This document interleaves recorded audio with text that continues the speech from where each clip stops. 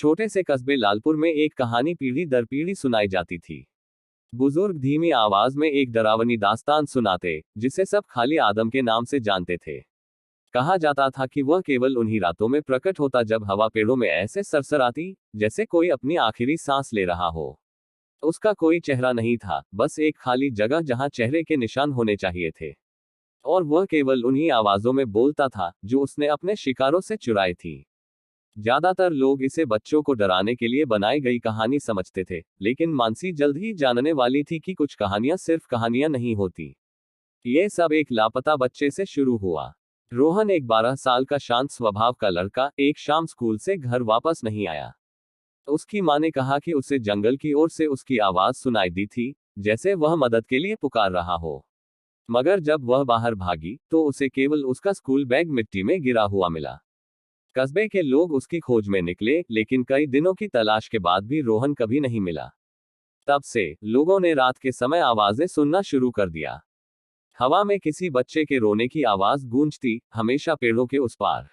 कुछ लोगों ने दावा किया कि वह रोहन की आवाज थी, मगर जब वे उसकी दिशा में भागते तो आवाज बदल जाती, गहरी, डरावनी, जैसे कोई और उसे दोहरा रहा हो।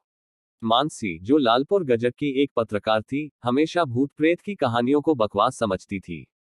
जब उसे इस मामले पर रिपोर्टिंग का काम सौंपा गया तो उसने खाली आदमी की बातों को सिर्फ अफवाहें माना।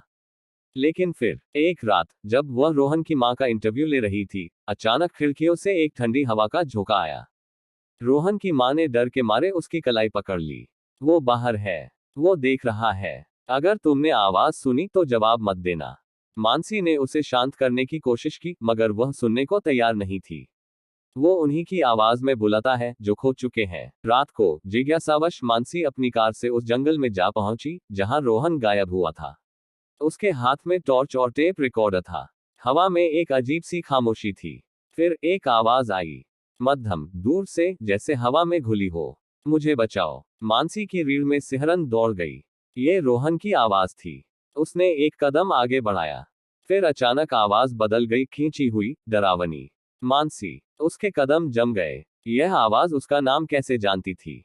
अचानक रोशनी धुंधली पड़ गई। हवा थम गई। फिर पेड़ों के पीछे किसी के चलने की आहट सुनाई दी, धीमे मगर ठोस कदम। और फिर वो दिखाई दिया।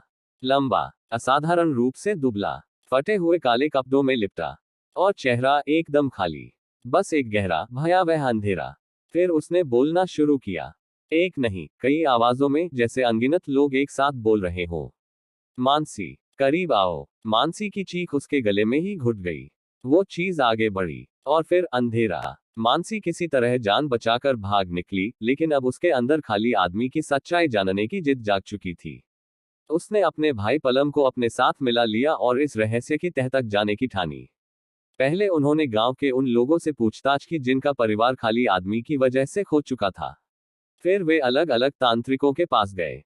एक तांत्रिक ने बताया कि इस साय की सच्चाई जानने के लिए उन्हें जंगल में दोबारा जाना पड़ेगा। मानसी, उसका भाई पलम और वह तांत्रिक जंगल पहुंचे। तांत्रिक ने हवन कुंड जलाया और मंत्र पढ़ने लगा। अचानक एक ठंडी हवा चली और खाली आदमी का साया प्रकट हुआ। तांत्रिक ने उस पर मंत्रों का वार किया, लेकिन साय ने पलटकर एक ही झटके में तीनों को हवा में उछाल दिया। तांत्रिक एक पत्थर से टकराकर मौके पर ही मारा गया। पलम का सिर एक पेड़ से टकराया और उसने भी दम तोड़ दिया। मानसी एक तालाब में जा गिरी, किसी तरह तैरकर अपनी जान बचाने में सफल रही। लेकिन अब उसके अंदर अपने भाई की मौत का बदला लेने की आग जल उठी। मानसी ने गहराई से शोध किया। एक पुरानी किताब में उसने एक वाक्य पढ़ा, साय का अंत केवल प्रकाश से हो सकता है। अब वह एक योजना बनाकर जंगल में गई। उसने चारों ओर घास को पेट्रोल से भिगोकर एक गोल घेरा बनाया और जोर जोर से चिल्लाने लगी। कहाँ हो तुम? सामने आओ। आज मैं अपने भाई की मौत का बदला लेकर रहूंगी। तेज हवा चलने लगी, चारों ओर अंधेरा छा गया। हवा में कई आवाजें गूंजने लगी, तुम फिर लौट आई? मानसी गरजी। हाँ, लेकिन इस बार मैं तेरा अंत करके जाऊंगी। वह जलते घास के घेरे में खड़ी हो गई। जैसे ही खाली आदमी उसके अंदर घुसा, उसने लाइटर जला दिया।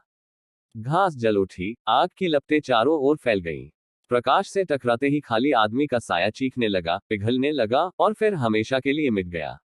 हालांकि मानसी भी आग की लपटों में घिर गई, लेकिन उसके अंदर जल रही बदले की आग अब शांत हो चुकी थी। और इस तरह लालपुर हमेशा के लिए उस डरावने साए से मुक्त हो गया। अगर आपको ये कहानी पसंद आई हो तो लाइक करें, ऐसी और कहानियां देखने के लिए चैनल को सब्सक्राइब करें और कमेंट बॉक्स में अपनी राय जरूर दें।